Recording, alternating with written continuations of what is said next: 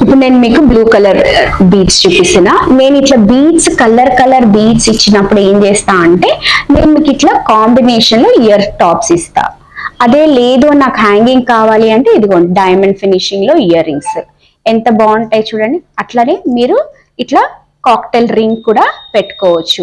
ఇప్పుడు సపోజ్ మనం ఈ బ్లూ మాల వేసుకొని ఈ ఇయర్ రింగ్స్ పెట్టుకొని ఇట్లా వేసుకుంటే బ్యూటిఫుల్ గా ఉంటది. మనం శారీస్ ఎనీ శారీ అంటే కాంట్రాస్ట్ శారీస్ కి వేసుకోవాలండి. ఇట్లాంటి బీడ్స్ అన్ని కాంట్రాస్ట్ శారీస్ కి వేసుకుంటే బాగుంటది.